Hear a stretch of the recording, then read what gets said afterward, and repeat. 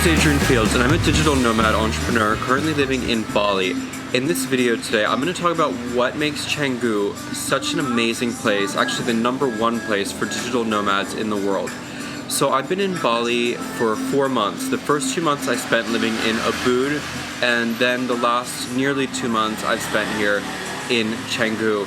And while it took me maybe a couple weeks to catch on, I can now definitely say without reserve, this place is so special and so incredible, and it really is worth the hype, and it really is worthy, I believe, of that #1 spot for digital nomads in the entire world. So I'm going to talk about what makes Canggu such a special place and why you would want to come here and work remotely, set up a business, or just live your entrepreneur best life. So first of all, I'm recording this video right now from my favorite little neighborhood cafe in Prairana called Manas. This is a place that a friend told me about maybe a month ago, and since then I have come every single day. And the reason for that is that they have a fantastic breakfast with free coffee for only 50,000 rupiah, which is just a little bit more than $3.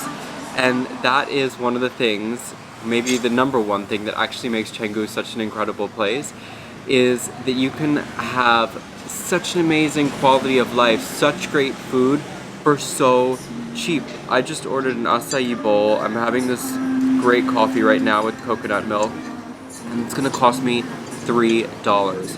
Even in Ubud, actually, I could not eat breakfast that cheaply in a Western style place. So that really might be my #1 reason for why Canggu is so special. And in terms of the cost of living, let me break this down for you at the end of the video. I'm going to talk about what it would cost to rent an apartment here, what I spend on monthly living expenses like food and scooter and everything else. But let me get my list because I came prepared for why Canggu is such an amazing place. Alright, so the variety of food is #1. Now, let me also say, #2, there are a lot less tourists in Canggu than other parts of Bali, especially in contrast to Ubud, where I was living before, which is very well known as the kind of spiritual heart of Bali and a yoga center, so there are so many tourists that are coming and going through Ubud.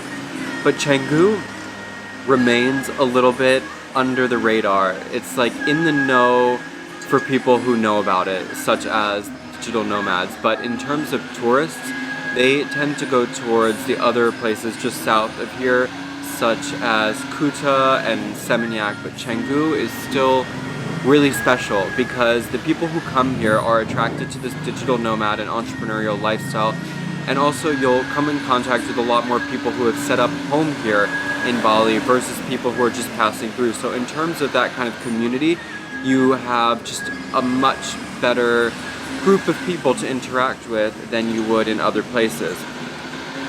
Alright, so #3, this one's not important to me, but it might be important to a lot of other people, which is the proximity to Seminyak means that it is really easy to go out and party here. Seminyak is the central spot for nightclubs and for going out and drinking.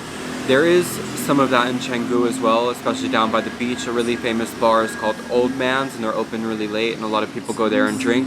I'm not into the late night party drinking crowd, so I don't go out.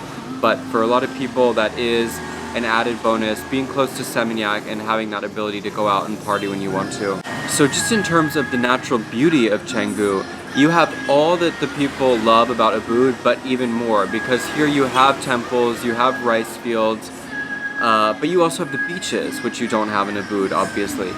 So this place is really visually beautiful, and when you come out a little bit further north from, for example, Batu Belong onto where I am now, Prairana, which is still just now in the last couple of years becoming developed, you have such beautiful drives through rice fields. That's another reason actually that I love coming to this place so much, is that the drive here through the rice fields is so incredible. I put on some epic music in my headphones and I'm just driving and the wind is blowing in my face and I have these beautiful views. It's really, really special and lovely. Alright, so now I'm going to break down for you what is the cost of living in Canggu. Now I did a video before comparing the cost of living in Bali to the cost of living in Chiang Mai. But I'm going to be a little bit more specific now with Canggu and base it off of what my expenses here are. So first, in terms of accommodation, I'm now spending 4.5 million rupiah per month, which is just under or about $300 a month.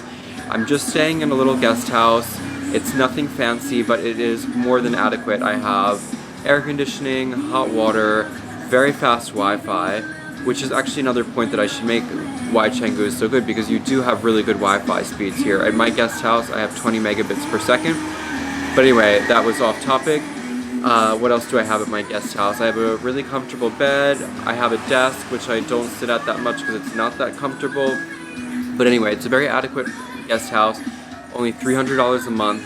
And I have seen some guest houses for as low as even 3.5 million rupiah per month here, which is like 200 something dollars. So you can find accommodations for very cheap.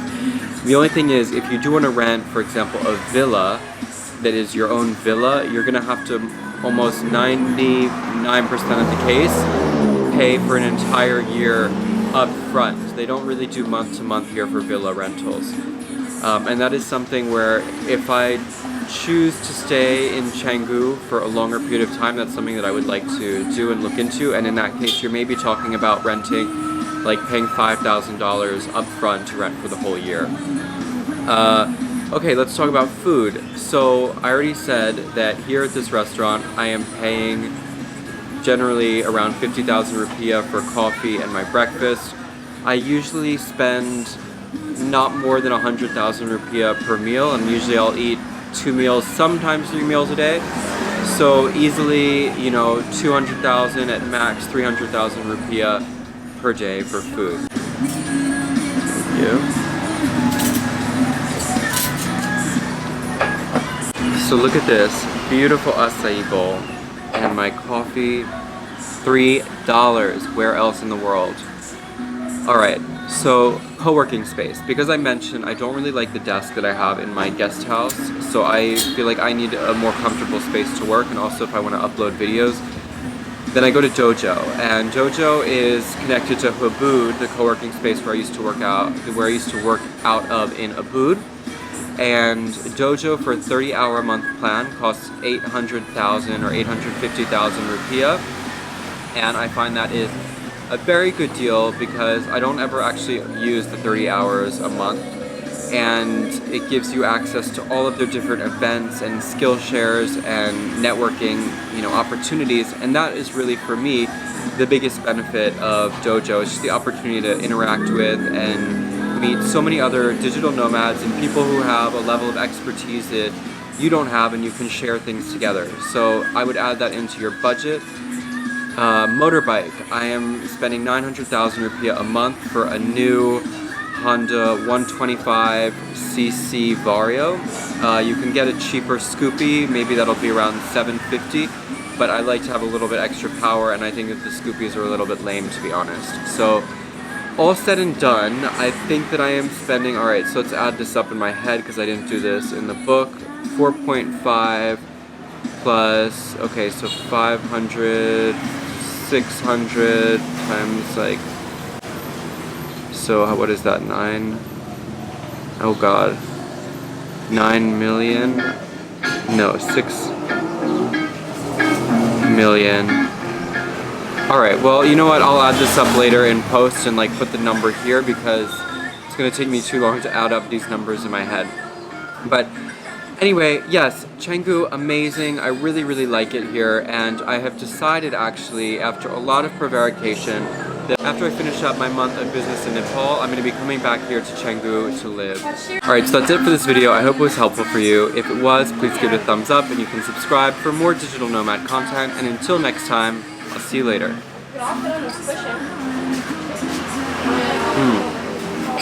As Dale Cooper would say, damn good coffee.